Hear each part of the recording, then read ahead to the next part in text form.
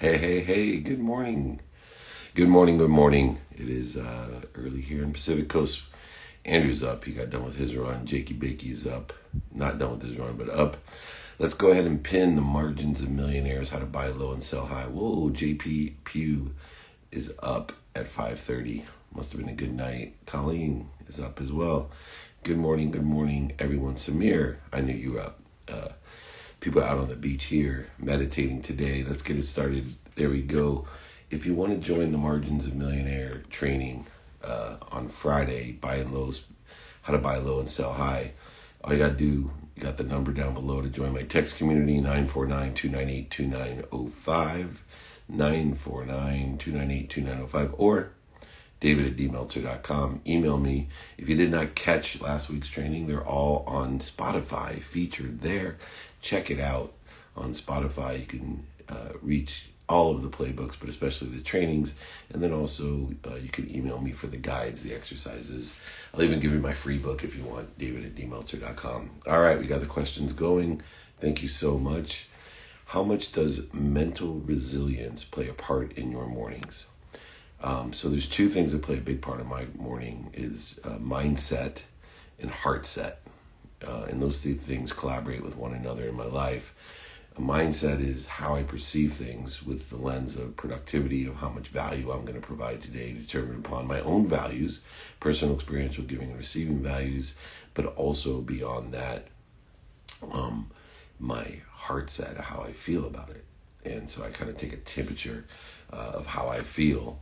And that's the most intuitive thing that I have is how I feel. Why do you wear a hat in the room? Oh, it says it's 5:30 in the morning here and I haven't showered. But, it doesn't make much of a difference. Good question, though. Plus, I love the Rose Bowl. Thank you, though. No one's in this room besides me. Can trading be a full-time job and can make your life our dream life? Can trading be a full-time job? Yeah, of course. Of course it can. Many people live their entire life buying low, selling high. Let's see here. Let's get more questions going here. What is the best habit to build? The best habit to build is the habit machine. So what you want to do is create a habit machine so that whatever you want to change in your life, you put into that habit, which is the habit machine of how to change yourself consciously, subconsciously, and unconsciously. How to enjoy the consistent, persistent pursuit of your potential, not somebody else's, just yours. Do you avoid certain activities dependent on your heart check? Yeah, of course. If people don't make me feel good, I either allow them to fall away or go ahead and run away myself. And so absolutely indicative upon in taking inventory of my values and then how I feel about the lens of productivity, accessibility of who I'm accessible to and what I want to access or receive. And then 3, gratitude, trying to find the light, the love, and the lessons. If it's too much work to find the light, the love, and the lessons, and I have alternatives, I'll take the alternative. If not, I'll find the light, the love, and the lessons and work through that. Do you need talent to be successful? Everybody has talent, so it's not a question of whether you need it or not. It's finding your talent to be successful, finding your quantum memory, finding your potential that best suits you, that you can have activity you get paid for, activity you don't get paid for, being able to meet the objectives according to your values every single day that you take inventory of. Why is inspiration stronger than motivation? I actually think that motivation is stronger, but inspiration is longer. You got that, Justin? Motivation is stronger. Inspiration is longer. Go ahead and send that to Matthew. I love that because motivation gets you up, gets you back up, gets you started, gets you restarted from nothing, from stop. But inspiration gets you there. Inspiration takes endurance and resilience and persistence, where motivation has a stronger, gets you off the launch pad, gets you through the atmosphere. But what's going to take you to the moon is inspiration, clearing the interference and corrosion between you and what you're always connected to, the greatest source of light, love, and lesson. Why we always procrastinate? Fear. We don't practice ending fear. Procrastination is the awareness of the resistance of the interference, corrosion between that which we want and what we're doing now. And that could be defined true as procrastination. So you got that there. Get to the next question. What do you think has been your biggest improvement this year? Still fighting off the need to be, resentful. When you're pushing it to the limit, to the max, your expectations rise, and, the little lies turn into big doubts. The little lies turn into big doubts, and you resent people for them. And they continue on, and you just, know that people's intentions are good and that good people do bad things. But the more they're aware and the more you're exposed, you get to choose who you want to be around with, and, hopefully those who are, closer to the truth and to the potential are the ones that you want to work with. But the practice of ending fear is critical, and getting better at it. Here we go. How do you stay happy in winter? I love that. Well, I live in Southern California, so it's very happy to stay happy in winter, because sometimes it's nicer here than winter than not. And, I assume the seasons you're talking about are the weather seasons. But if you're talking about in spirituality, emotional, physical, financial winter, I've practiced utilizing those lenses, the Meltzer kaleidoscope, the lens of productivity, accessibility, and of gratitude. Those are the three things that I do. Most of the time is winter. Yes, it is. Move where the sun is. That's what I tell people. They ask me, well, California is so expensive. I'm like, because it's worth it, man. All right. What inspired you to do what you do today? You did. You inspired me to do what I do today. So when I realized that happiness is the strongest virus of all time, that it is spread simply by witnessing it, and that utilizing 4 values and 5 daily practices, I could empower 1,000 people in my lifetime, to empower another 1,000, to empower another 1,000 to be happy. Happiness strengthens you mentally, physically, emotionally, spiritually, even financially. It strengthens and improves your immune system, so it protects you against other viruses. I want to create a collective consciousness of happiness. Happy people don't usually get sick. Happy people, they don't attack other people. Happy people, it's almost impossible for a happy person to be in the ego-based consciousness when you're happy. Are you active on LinkedIn? Yes. Just check out David Meltzer there on LinkedIn. Very active on LinkedIn. Please check it out. But you can always email me to get all of my stuff, david@dmeltzer.com. I answer it myself, so be patient. Also, join my text community is the best way to communicate instantly. 949-298-2905, all pinned below, of course. Thank you so much for these great questions. Keep them coming. How can we move from a society of competition to one of collaboration? Well, right, comparison and competition, they're the thief, the thief of our happiness, of joy. So the only way that we can move from a world of competition to collaboration is look within and change ourselves.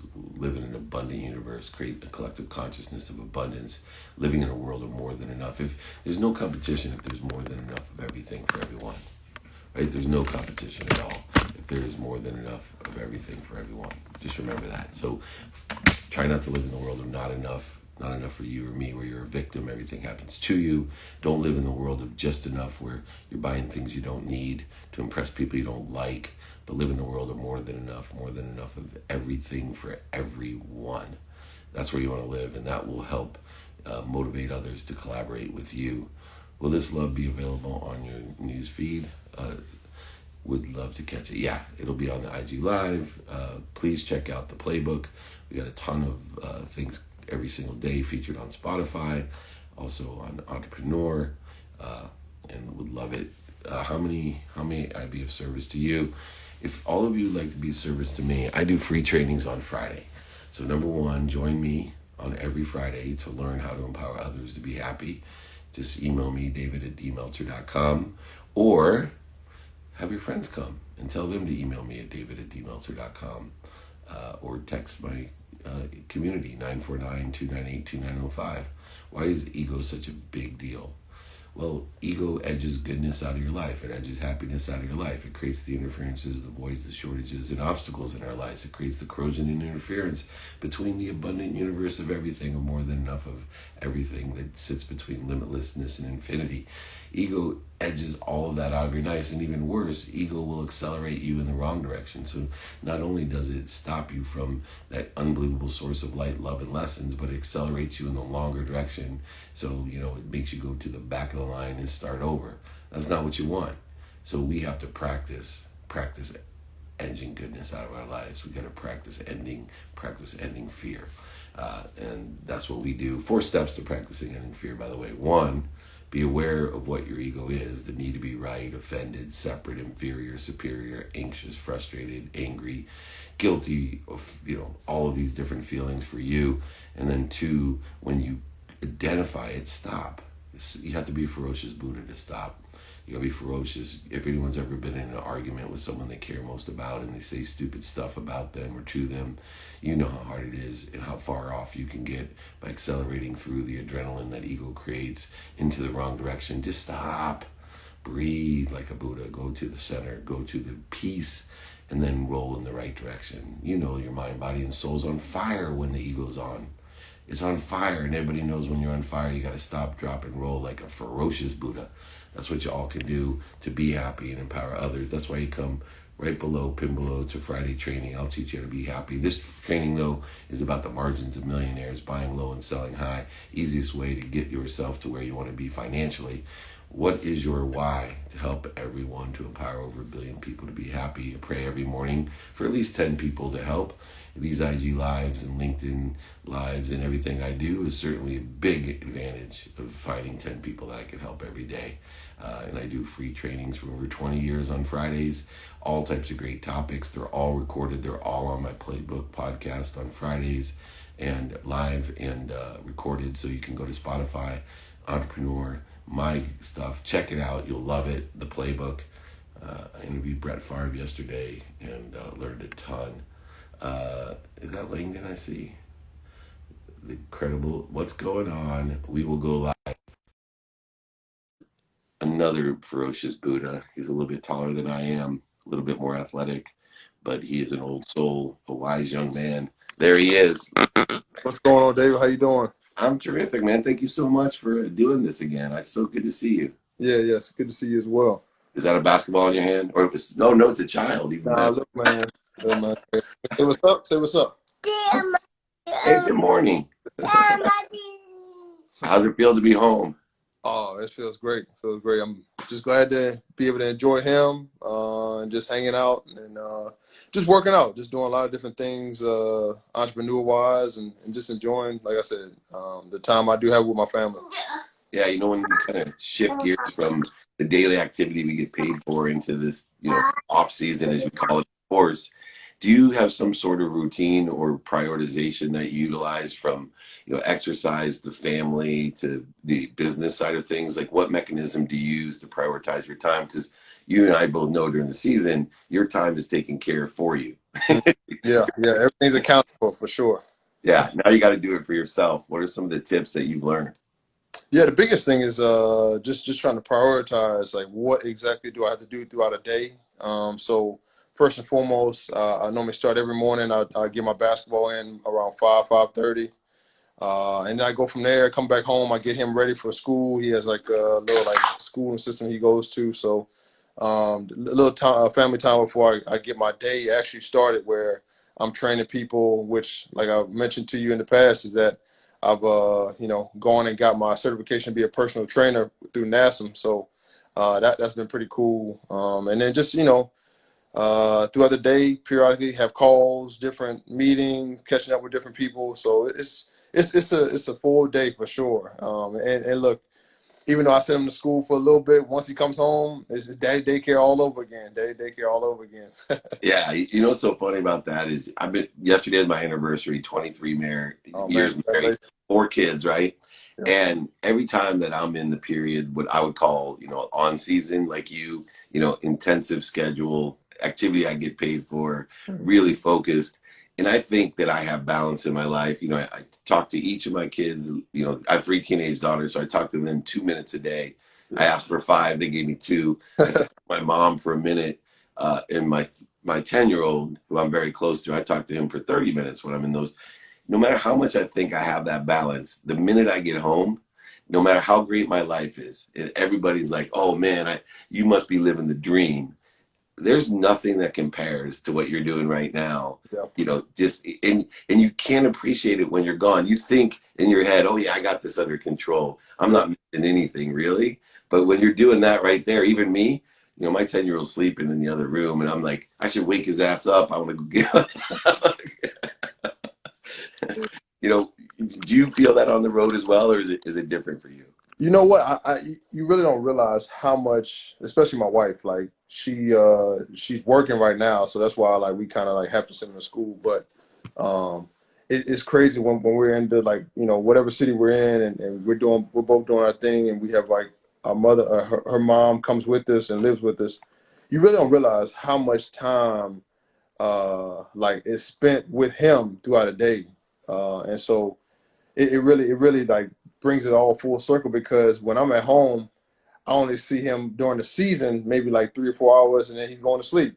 So it's like I love those hours, but it's like it's not that much. But like now, I get to spend all day with him, and I really see how much time I miss, how much time like he really needs, his dad being in his life. So it really it's special. It definitely is special, and these moments to be with him, it really means a lot.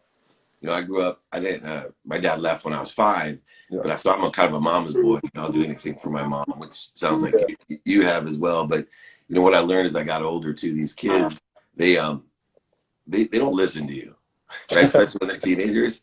But Yeah. the more you're with them when they're young, they watch you. Yep. And so it makes it much easier. They're still gonna like. There's nothing dumber than a teenager, and I know I'm probably gonna lose 100,000 of my teenage followers the minute I say that, and I mean that as a compliment because I paid more dummy tax, in my 30s even. But Yep. I'm just amazed. I got amazing kids, and the one thing I always tell my wife is, I'm like, what do people do with bad kids? Because I got really good kids. Yep. Yeah. You- Yeah. so that time, if anyone's listening out there that you could spend with your child, so they watch you. They're sponges. The other senses, the 6 eyes working too. So Yeah. they're watching you. It'll save you years of your life when they're teenagers because although they won't listen to you, they're embedded a quantum memory of how you have acted and been around them. They pick it up. That's the only way they pick it up. Yep. The parents that don't spend time, they just tell people like a coach that hasn't earned your respect. You ain't Yeah. listening to them. In that, how do you schedule time though for everything that you do? Do you have a routine, or what do you do on the off season? So normally, which is crazy to say, my wife, she's really put me on like a schedule where I have to, you know, go accordingly, but sometimes I have to, switch up the schedule and do different things. So she's been great with that because she's really helped me learn how to prioritize my schedule and being able to fit a lot of different things in there. And it's like that's why I only tell people like, hey, look, I only have 30 minutes to, if you want to have a call or talk or whatever, like that's why I can have my family time. It won't get overlapping where I'm just like, hey, I'm eating in the family time and he's at home running around and I'm just like, well, hey, I'm doing whatever I need to do. So it's important. It really is important to prioritize. But then also too, like you just mentioned, like that sponge, it's crazy, but like everybody always say, man, I know you're working on your son, trying to get him a jump shot and this and that. I'm just like, I'm really not. I don't even. I let him do his own thing, whatever he wants to do. And so like me and my wife, we work out. Like I train her sometimes, and sometimes she just works out on her own. He really just watches us. He watches every movement we do and everything that we're working on. And like the other day, like he's just like shooting. That's like we put up a goal and he just shooting. He's like, "Come on, Dad, come on, let's shoot." I'm like, "All right, man." Like it's just like it's just funny to see, but it's like I love it. I love like getting a chance to just spend those moments with him because I wouldn't want nobody to just say, "Hey, look, this is all you have, and you gotta spend the time playing basketball." It's like no, it's giving him those options, and then he can do whatever he wants to do from there. Yeah, no, it's so important and it's such a blessing too. The more time you spend when they're young, the more time they'll spend with you when you're old. Yeah, So that's guaranteed as well. Now, during the off season, you read a lot as well.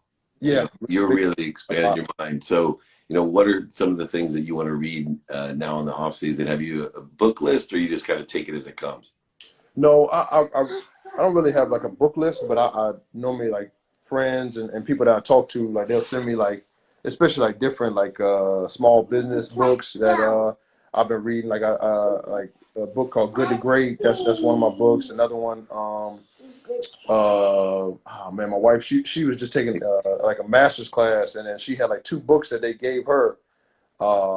It's like oh man, I can't think of the names right now, but Yeah, I definitely I post. I sent you some books to the bubble, but I think you left before they got there, so I have to read.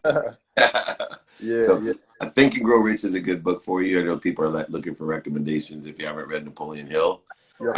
I read that book every day. In fact, I tell people, I used to read every time I read Napoleon Hill, I'd make another $1,000,000. That's how valuable that book is. So Yeah, and the guy who wrote Good to Great worked with Napoleon Hill as well. So they're very similar books, yep. and they combine the pragmatic money making world with that more spiritual world where you can have a greater purpose with what the money does and how to make it. What do you think your biggest business venture will be in the off season? I'm actually working on like two or three right now. The first one is like my LG Kicks line. I'm trying to start like a online subscription model sneaker business, but also too, I want to open up like a brick and mortar here in Baton Rouge. I want to have like a legacy. I've been talking to my wife about legacy and being able to have something. Hey, if little man wants to continue that legacy, he keeps it going. So that's number one. Number two. Also, like another thing on legacy is like opening up in a gym somewhere along the lines in like there's a North Baton Rouge of Baton Rouge, and it's a community that doesn't really have the access that most other like parts of Baton Rouge have, and I want to be able to tend to those kids in the area that they might not have the resources, they might not have the opportunity, but they want they want to work hard to get to where I'm at. So it's like, hey, look, let me give these kids the opportunity to just see the opportunities. So that's why I'm like, hey, look, let me bring something like that to the community. I spent a lot of time in Louisiana. I went to Tulane Law School. My daughter goes to Tulane, went down to Baton Rouge. But as far as a brick and mortar and purchasing a fitness gym, man, you're gonna be able to buy one cheap after COVID. There'll be Yeah, plenty available for you. yeah, yeah. I'm like waiting. I'm waiting. I'm just waiting on everything to kind of finish up where it finishes, and then we start moving forward, and then we can kind of, hey, look, just jump on something and really. That's what that's what I'm doing by trading on Friday is buying low and selling high, and gyms because people are gonna go back. People go back to those gyms, man, and you'll be able to pick them up so cheap that you'll be nothing but margins and millionaires in between when you can buy things low and sell them high. Yep. And there's certain things like fitness. Right now, of course, the home fitness, everything that you can do there is sold out. Sold But out. people are gonna, as much as they love being at home, there's a social aspect, a community, as being a trainer working out there's a community there. Most people, I tell you, when they're done playing, they miss the locker room and the gym the most, Yep. right? Because that's where the fun stuff really is happening. I mean, games are great. You're gonna Yep. miss those, but you miss the community more, Yeah. right? The brotherhood that you're probably missing the brotherhood more right now than anything else. Absolutely. And in comparison, just real quick, last thing before I let you go, that balance of entrepreneurship. What's your greatest fear? Right, a lot of people see athletes like, oh, they're not afraid of anything. They go through so much. But what's your greatest fear in business? Like, as an athlete, you have to have some insecurities, as you're going in business because you don't know what you don't know. There's Yep. guys out there that have degrees and have 35 years of manipulating, lying, cheating, overselling, and back end selling. Not just athletes, but everybody, right? So, what's your biggest fear, kind of in the entrepreneurship space? Yeah. The biggest thing is just I would say it's just getting taken advantage of. I think that like you kind of mentioned is like when it comes to the money aspect, everybody said, "Oh man," you can go on Google and look me up and say, "Hey, look, he has this certain amount of dollar amount in his bank." It's like, "Hey, look, we can get him, we can get his money." So that's my biggest fear. But when it comes to like in the lane of just like, "Hey, look, let me just try to, uh, strike while the iron's hot and just try to make the most of my opportunities." And if I fail, I fail. I'm never going to fear to fail. I want that opportunity to fail because it then teaches me, hey, look, this is a great thing, but you have to, start back over and fine tune it a lot in other ways. So that's why I really enjoy just the opportunity to be in the space and, having people that are in my corner that really want to make the most of it and help me grow. It's gonna be great. It's gonna be great. So that's why I'm like, hey, look, I fear nothing but God and everything else. Hey, it'll work out. It'll work out. Yeah, it will always. And those lessons you learn will be more valuable than the money you make. Trust me, I'm someone who's paid the dummy tax and made the mistakes and learned the lessons. And one lesson before I let you go to, for any young entrepreneur, that I always say, I said, you should have someone in your corner, like you said.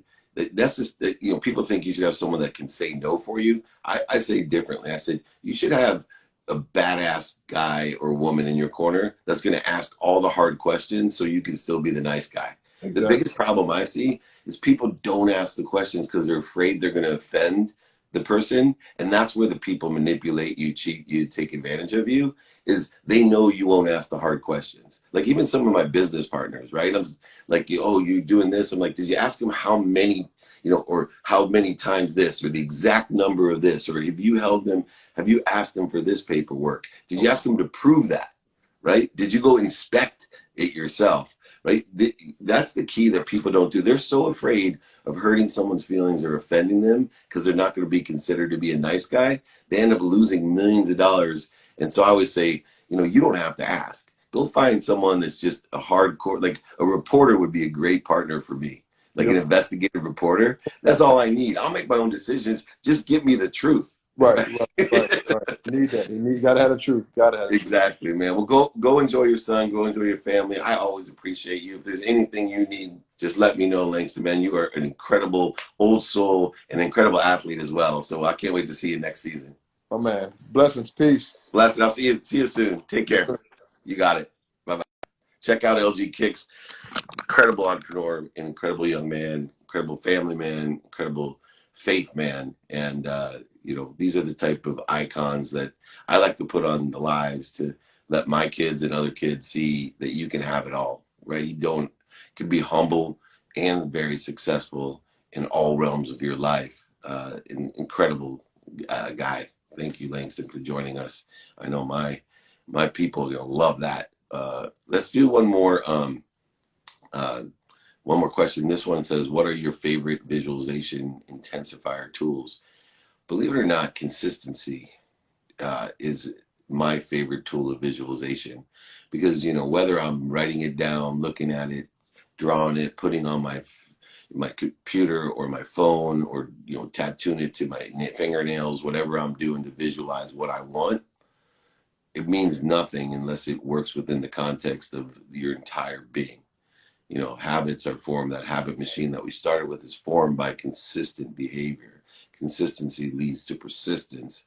That's a lot easier not to quit when you're used to doing it every day, when it's within the context of what you think, say, and do in the conscious, what you believe in the subconscious with the neural pathways that you have. And most importantly, it becomes quantum in your nature. It becomes part of your DNA, your frequency, your vibration, your character, your integrity. It becomes part of you.